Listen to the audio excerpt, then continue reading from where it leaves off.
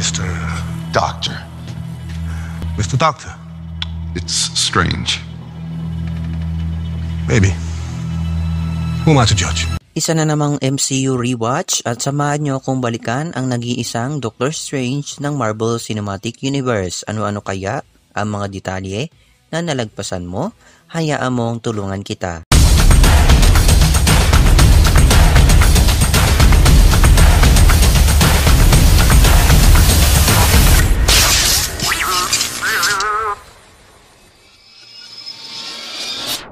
Before we begin, you can comment down below to join in my custom shoutout.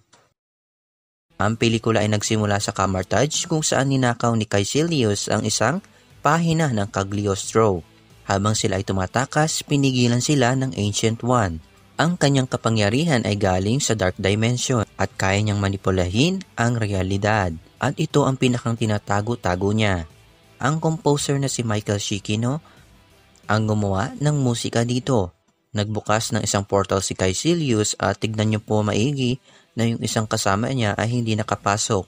Ang unang shot ng ating bida ay sa kanyang mga kamay. Sa pelikulang ito, ang kanyang kamay ay ang parte ng kanyang buong sarili. At higit sa lahat, ang pelikulang ito ay nakahumaling rin sa oras. Siyempre, nakita rin natin dito ang time stone. Pero ating silipin ang pinakamalalim na kahulugan ng pelikulang ito.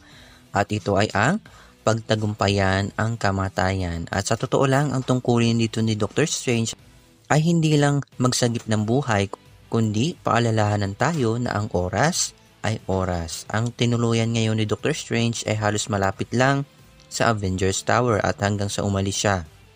Habang siya ay nakikinig, na-distract siya at siya'y tuluyang na aksidente. Muli nating itong nakita sa What If series. Talon naman tayo dito kung saan nahihirapan siyang isulat ng kanyang pangalan. Hango rin ito sa isang eksena sa comics. Punta naman tayo kung saan nakilala niya si Mordo at dinala siya kay Ancient One. At alam ng Ancient One na dadating siya. Why you're here? You've undergone many procedures. 7, right? At sa pelikulang Avengers Endgame, nalaman natin ito. You're about 5 years too early. Stephen Strange is currently performing surgery about 20 blocks that way. Dito naman kinontra sila ni Doctor Strange. No such thing as spirit. We are made of matter and nothing more. You're just another tiny, momentary speck within an indifferent universe. Hanggang siya ay dalhin ng Ancient One sa Astral Place. Ito rin yung ginawa niya kay Hook. Ito rin yung ginawa ni Doctor Strange kay Peter Parker. At napunta tayo sa multiverse. Tinutukoy niya ang third eye natin. Habang siya ay nasa kalawakan, nakita natin ang isang paru-paro at dinaman niya ito. Napasok tayo sa isang wormhole. Pansin natin na naglalaho at bumabalik si Doctor Strange na parang nangyari rin sa Avengers Infinity War.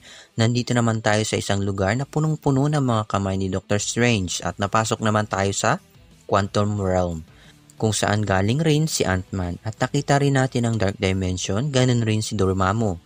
Ito namang binigay ni Mordo ang Wi-Fi password na Shambhala na maaaring tumutukoy rin sa nobela ni Doctor Strange sa Marvels. At nakilala natin ang librarian na si Wong. Sa ilalim ng library ng Cagliostro, may isang nawawalang libro. May ibang nagsasabi na ito ay ang librong Darkhold na nakita natin sa WandaVision at muli nating makikita sa Doctor Strange in the Multiverse of Madness. Tinuruan naman ni Mordo si Strange tungkol sa mga relika. This is the staff of the Living Tribunal. Sa mga hindi nakakaalam, ang Living Tribunal ay isang malaking nilalang na siyang tagapaghusga ng multiverse. At sila ay muli natin nakita sa ilang saglit sa pelikulang Doctor Strange in the Multiverse of Madness at Thor Love and Thunder.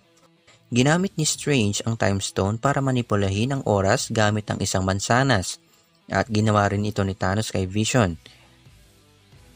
Pinagsamihan naman ni Wong at Mordo si Strange. Temporal manipulations can create branches in time. Unstable dimensional openings. Spatial paradoxes. Time loops. You want to get stuck reliving the same moment over and over forever or never having existed at all? At sa pagkakaintindi natin, ito rin ang kaparehong tuntunin ng time travel. Kaya dapat maibalik ng Avengers ang Infinity Stones kung saan sila kinuha. May nakita tayo ilang relika sa loob ng sanctum tulad ng isang helmet na halos kamukha ng Black Knight. Spoiler warning po, si Dane Whitman ay lumabas sa pelikulang Eternals. Punta naman tayo sa laban ni Kaecilius at Doctor Strange. At hanggang sa hagisan siya ng Crimson Band. At nagsimula nang magsalita si Kaecilius tungkol sa pagtatagumpay laban sa kamatayan. For well beyond time, because time is what enslaves us. Time is an insult. Death is an insult. Ang kakaibang katangian ng mundo natin ay may oras at ang isang nabubuhay kapag oras na ay namamatay. At yun ang gusto ni Dormammu sa ating dimensyon. Ang operasyon na ito ay halos hango rin sa comics. Tinakasan ni Strange si Kaecilius at napunta tayo dito sa napakakomplikadong habulan.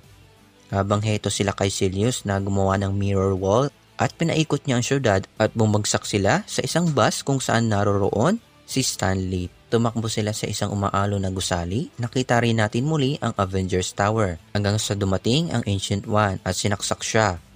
At hetong sinasamantala ng Ancient One ang kanyang oras at binigyan niya ng aral si Strange.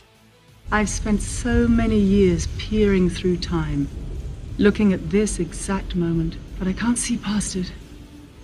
I've prevented countless terrible futures, and after each one there's always another, and they all lead here, but never further. I never saw your future, only its possibility. At dumating na si Kaecilius galing sa disyerto kasi yung isa nilang kasama ay ikinulong ni Strange sa Sahara. Sinabi naman ni Mordo na siya ay pinagtaksilan. Ginamit naman ni Strange ang Time Stone para ibalik sa normal ang nangyari. Pinasok naman ni Strange ang portal at matapos na malaman ni Strange na gustong-gusto ni Dormammu ang oras, naalala niya ang huling salita ng Ancient One. We don't get to choose our time. Death is what gives life meaning. To know your days are numbered.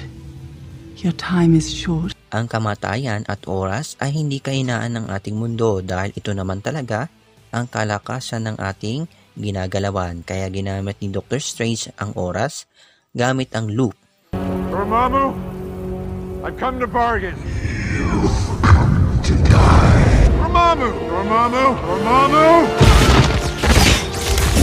Noong una ko itong pinanood, akala ko nasira yung video player ko pero sadya palang paulit-ulit na nakipagkasunduan si Doctor Strange kay Dormammu. Sa sumatotal, 12 beses namatay si Doctor Strange. At sa nagtatanong kung sinong nagboses kay Dormammu, ang nagboses po kay Dormammu ay siya ring gumanap kay Doctor Strange at yun ay si Benedict Cumberbatch. Hanggang sa sumuko si Dormammu. Stop! Make this stop! Set me free! Nalaman natin ang post-credit scene ay dumudugsong pala sa pelikulang Thor Ragnarok at ang huling akto natin ay sinuot ni Doctor Strange ang relo na binigay ng kanyang minamahal at nananatili pa ring nanginginig ang kanyang kamay. Ano kaya ang ginagawa doon ni Thor? Huwag kalimutan mag-like at mag-subscribe para hindi mo malagpasan ang iba't ibang Tagalog content. Tulad nito, marami pang paparating. Kita-kita tayo sa susunod. Challenge round, Billy.